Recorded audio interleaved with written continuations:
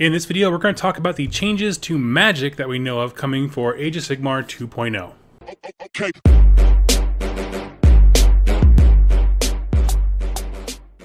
Welcome, more gamers. My name is Doug with 2+Tough, and as I just mentioned, we'll be diving into the article that came out regarding the changes to magic that we know of. Remember, this is not the entirety of the second edition magic changes, but it's the ones they were ready to show us, and it does have a huge impact on a previous video that I made regarding the Lookout Sir rule, and we'll talk about that.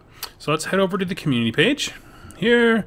Scroll down. For the record, I love that they have the intro to the Mortal Realms here, sticky to the top. It's good stuff. All right, so coming to the magic and casting and unbinding. So if you are new to this kind of format and you're just joining me now, what I typically do is walk us through what the article actually says. You'll see a lot of videos that like kind of paraphrase or you know, make things in their own words to kind of simplify it, but you lose something in translation. So we're going to talk about what the article actually says, what we can infer, what's wild speculation. So we'll go through the article and then we'll talk about it at the end. So let's head back. Let's see here. Got a little introduction to, again, what they think magic was in the old edition, but they want to take, here's actually a key phrase. Encourage all players to make use of a more diverse pool of spells. That is a very encouraging thing. Starts off here with their changes to Arcane Bolt and Mystic Shield. If you're new to AOS coming from 40k, which a lot of people, welcome, have been doing so, we get two basic spells that everyone knows. Traditionally, Arcane Bolt has been, you cast it and you do D3 mortal wounds, whereas Mystic Shield is +1 to your save for the unit. And so what they went ahead and did is preview the differences, and I'll pull this up here. Arcane Bolt, and it has a nice before and after. I'm going to skip over the before. Has a casting value of 5, still a good casting value. Is successful, pick an enemy unit within 18 inches of the caster that is visible to them. That unit suffers 1 mortal wound. If the casting roll was 10 or more, that unit suffers D3 mortal wounds. Okay. So that's a huge change from D3 to 1 with a chance of getting a D3. And Mystic Shield, you should just add 1 to all save rolls, and now it is Mystic Shield has a casting value of 6. If successfully cast, pick a friendly unit that's within 18 inches of the caster as visible to them. Reroll save rolls of 1 for that unit until your next hero phase. So reroll save rolls of 1 versus +1 save. Huge difference to Mystic Shield.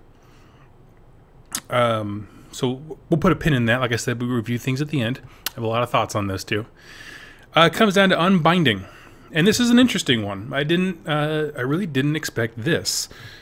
Basically what they say is it used to be the range for casting and unbinding, generally speaking, was 18 inches. Most spells were 18 inches. It was kind of the default, I guess, distance, whereas unbinding was always 18. But they've actually changed that.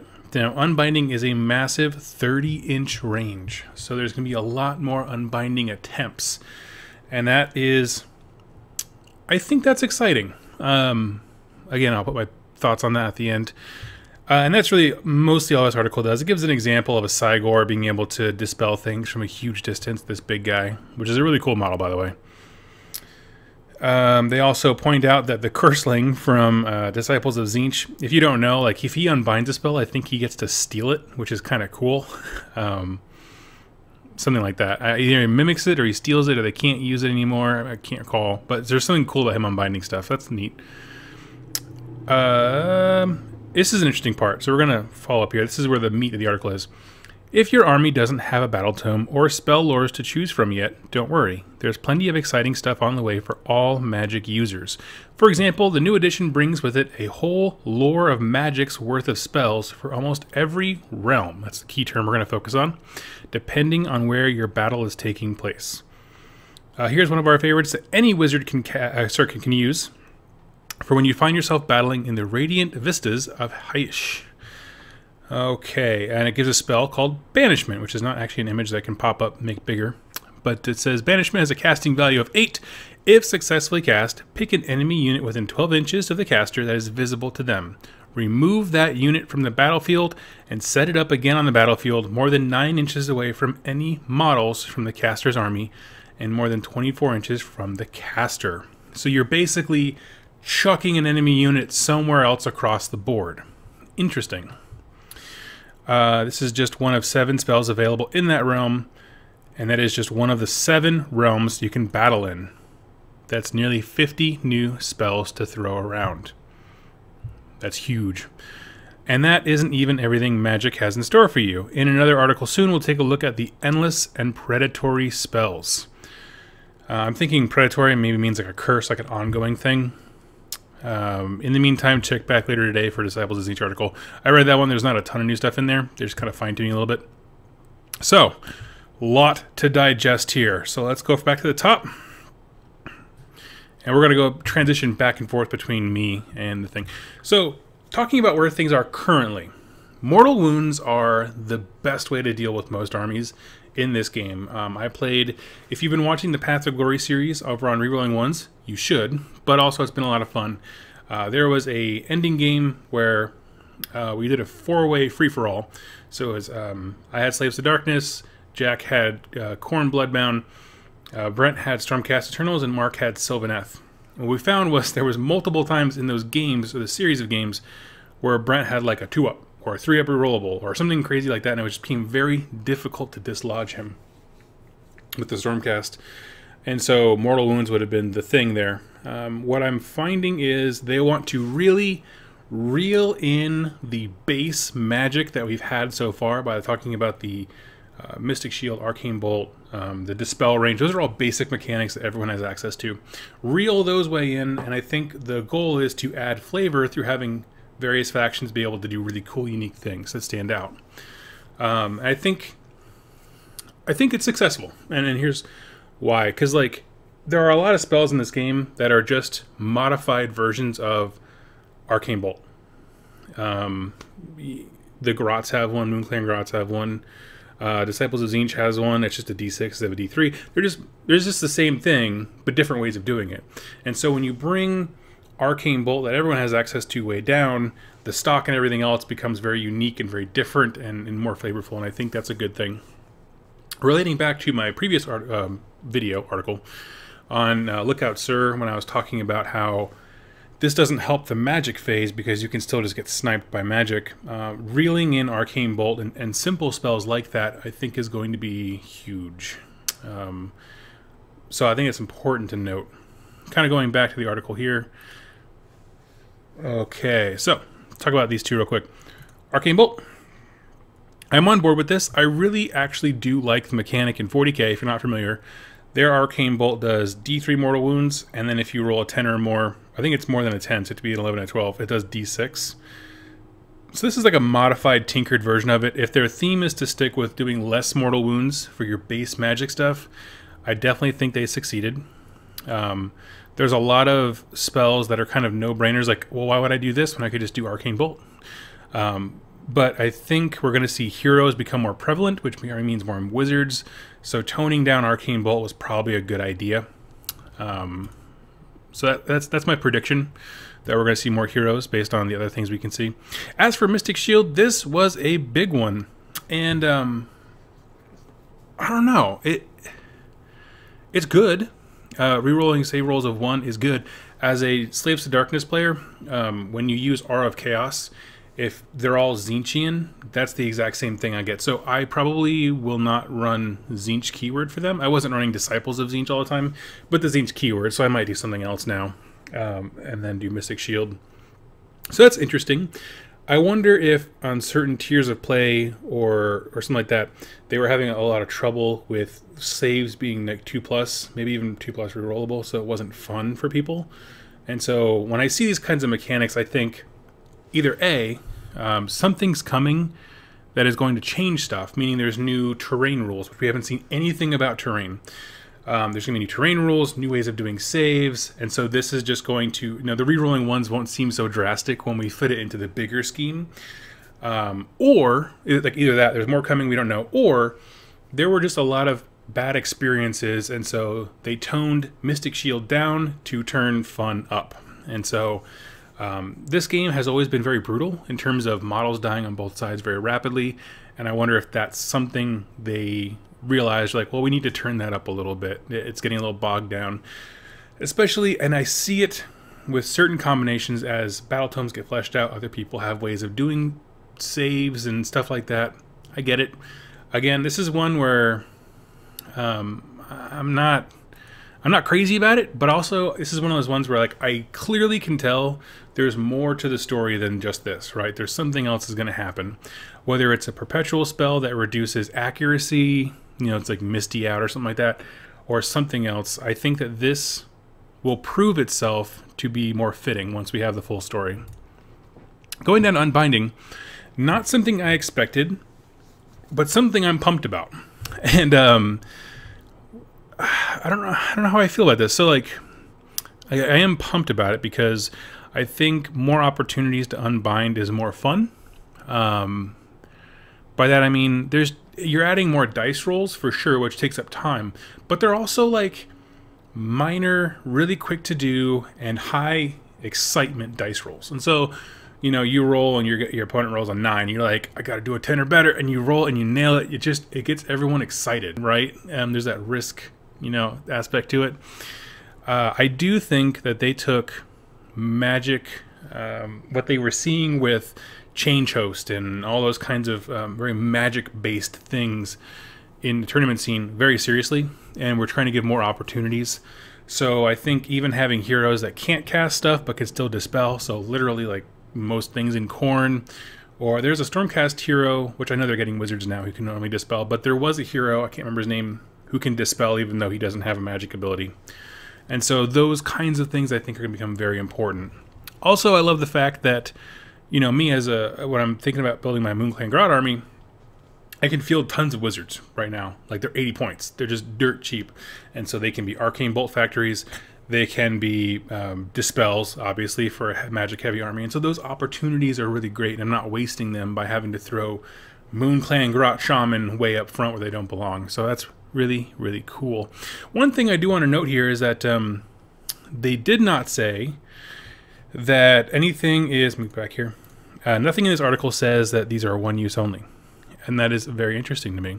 See, in matched play right now, one wizard can attempt to cast, say, Arcane Bolt once that magic phase, right? But in 40k, everyone can attempt to cast their Arcane Bolt equivalent. It just gets progressively harder as it goes on. So, like, person A will cast it, and then person B will try to cast it, but at a -1 modifier to that die roll, to the casting roll. And it goes on like that. And you know what? If it's only doing one mortal wound, I'm not opposed to that at all. Especially when you think about armies like Disciples of Tzeentch with Pink Horrors being able to shoot one mortal wound. Honestly, I think that's still very fair and balanced. So I would not be surprised if Arcane Bolt was allowed to be cast more than once now, because they toned it down so heavily. At its worst and its most deadly, you're just going to do the same thing you did before. And so that's interesting. Of course, with the ability to unbind from greater distances, I think that balances out, I believe. Okay, now coming down to what I think is the coolest part, spell lores. A lot of questions here, and I don't have any answers for you, but I want to hear your opinions. We know that we're getting, it looks like 8 spells per realm, right? Isn't that what it said? Something like that? Something akin to that. For almost every realm. So not necessarily all 8 of them, but many realms. I believe it says over 50 some odd spells. Yeah, that's nearly 50 spells. What I'm curious is it very clearly states that the spells that you have access to are tied to the realms that you're in. And that is interesting. So I wonder how this is going to work. If these extra spells are purely narrative, or if you're going to have a die roll at the beginning of the game to determine what realm you're in. I'm curious if these are going to make it into match play. I really hope they do. If they don't, I don't care. I'm still going to use them. We usually do like narrative games with match play rules for list building in our area. So that's a great bit of fun. So like I said, I'm very curious. I love the idea of going back to a time when you had different lores of magic, because that way it gives you a little bit of customization, right? You can take a Grot Shaman and say, oh, my guys are from the realm of fire, and have some cool fire-themed things. I loved the different spell lores in Warhammer Fantasy Battles when I played High Elves. Loved it. Because it added a lot of versatility. You know, that you can, because then you can find stuff where it's like, hey, if you're new, take the fire one, because damage is pretty straightforward. But then when you start getting into the more tricksy ones, and like this one, Banishment, is just nuts, right? Like where you just, you know, it's kind of hard to see the immediate tactical gain for throwing an enemy like off an objective. But man, when you get really into the game, those things really matter, because if you can dislodge 30 zombies, right, that easily with a spell of an 8, casting value of an 8, that's huge. And so I super miss spell lores. Like I said, I'm curious if you know, if at the start of a game you say my army is from, I don't know, Akshi, right? Fire. We'll stick with that just for the purposes of examples. And so that's a part of your army, and so you gain that spell lore, which is how it, you know, sort of used to be. You could just pick before, but maybe you can theme your army that way. Or if as a battle, this event has to take place in a realm, in which case we both have to be locked into those lores. And to make that fair, it's probably more of a die roll type thing. I'm not quite sure how that's going to work, and I'm not quite sure how it relates to match play. Again, I'm not concerned about match play. Personally, you'll find other folks who are. But this seems super good. Like Banishment for match play, that seems really good. And they also tell us about endless and predatory spells. We have, you know, a few endless spells. They previewed the Nurgle one in the Maggotkin article that gives everyone healing every turn a little bit, just a minute amount of healing. And predatory spells, we don't know. I really like to think that it's the giant flippin' maw for the destruction one they have next to a prophet, just looking super nasty. So again, we don't know. I want to hear your thoughts on these, because when it comes to some of the changes, like going back to Arcane Bolt, Mystic Shield, I'm actually really down with these, because I expect other things to influence the game. I expect unique spells for wizards and also spell lores for future armies to kind of go up in stock, which is good to me. The uniqueness of each army should be up in stock. Mystic Shield, I really think there's going to be changes to terrain and spell interactions and things like that. So I think, even though I'm not excited about this rule in a vacuum, I think it will prove to be very, very interesting when we see the whole picture. It just screams that to me, and I'm not sure why. Unbinding, I'm happy that it's a 30-inch range. People who are really into Magic are going to feel like they're being punished. But you've had your day in the sun, and this is just how Games Workshop hobbies go. Right? We don't nerf you once. We nerf you 3 times, because you don't get the same flavor if you only cry once, right? It takes at least 3 tears to taste good. So we'll go that. And then the spell lores. Again, interesting question about, they seem to be tied to a realm. Can you theme your army from a realm and take whatever lore you want, but you're limited to that one, which would be, I'd be all about that. Actually, that sounds like my favorite thing. Or does your game have to take place in a specific realm, in which case you both get the things and you have to roll off for it? A lot of questions, but I'm very excited to see the diversity of Magic use that they're kind of not previewing here specifically, but telling us that it's coming, right? The, what do they call them? Perpetual or whatever, and predatory spells. I think that sounds really fun. One of the things they promised was a very flavorful Magic phase, and so when you're talking about nearly 50 new spells, I think they're going to deliver. And here's the thing with the Mystic Shield, I would not also be surprised if there were many more spells that you could stack on top that improved save. This is simply talking about the one that everyone gets, and so I think that's important to remember. When we're talking about adding 50 some odd new spells, maybe this one's not as important as it used to be, and for good reason. So friends, tell me your thoughts, leave in the comments down below. If you're enjoying this series, we're just kind of review rules off the cuff. It's very easy for me to edit, very short. Let me know and share it with a friend. I'd greatly appreciate it. So until next time, thank you guys so much for watching, and happy wargaming.